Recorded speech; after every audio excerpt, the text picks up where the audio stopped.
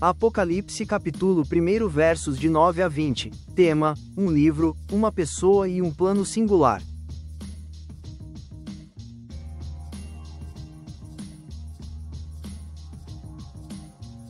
Apocalipse urgente. Mistérios revelados. Como entender o livro mais misterioso da Bíblia, parte 4.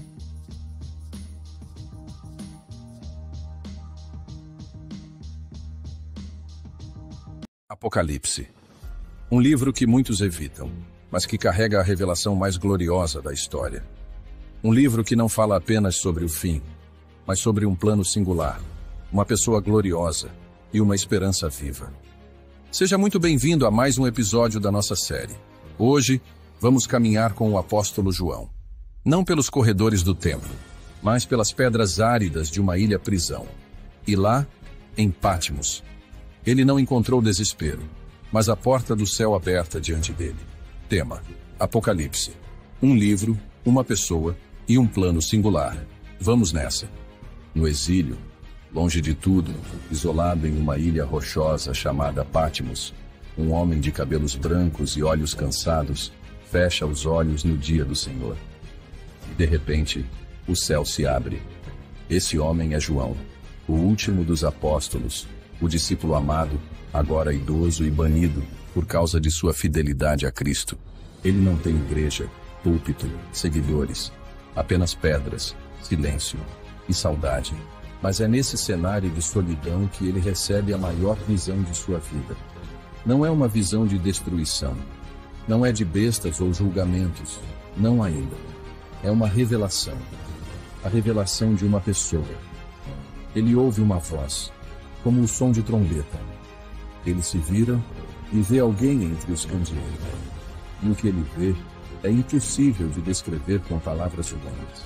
O homem que caminha entre os candeeiros veste-se com um manto longo e um cinturão de ouro. Esse não é um camponês galileu. Esse é o rei sacerdote, glorioso, resplandecente. Ele não apenas governa, ele intercede. Seus cabelos são brancos como a neve, não por causa da idade, mas da eternidade.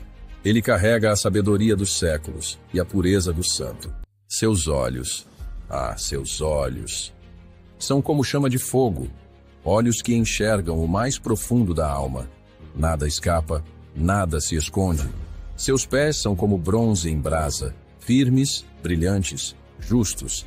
Eles pisam com autoridade, pisam onde há impureza, pisam com julgamento e justiça. A voz dele é como o som de muitas águas, como o rugir de um mar incontido, majestosa, inconfundível. Ela invade tudo, ela comanda tudo, ela consola.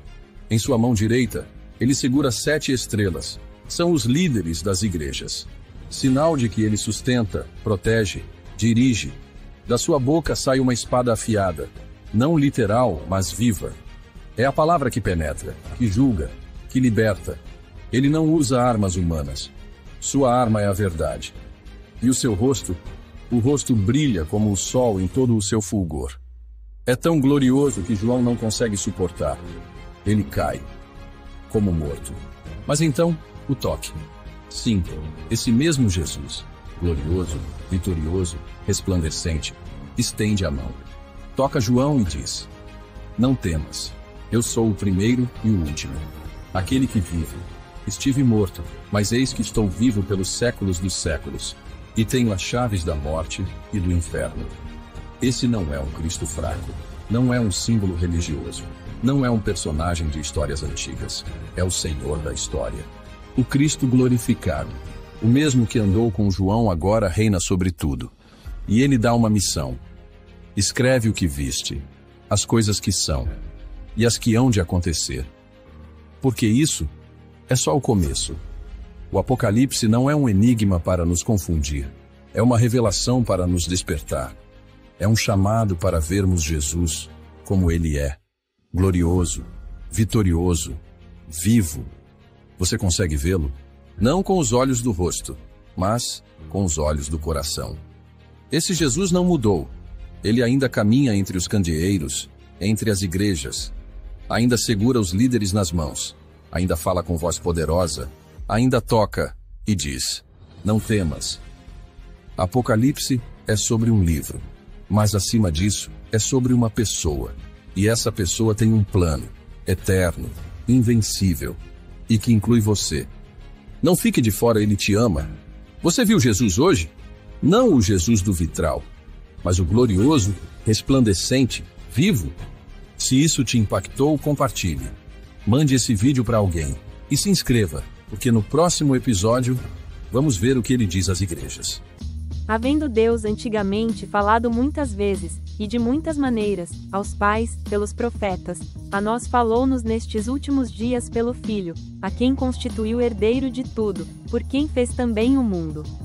O qual, sendo o resplendor da sua glória, e a expressa imagem da sua pessoa, e sustentando todas as coisas pela palavra do seu poder, havendo feito por si mesmo a purificação dos nossos pecados, assentou-se à destra da majestade nas alturas.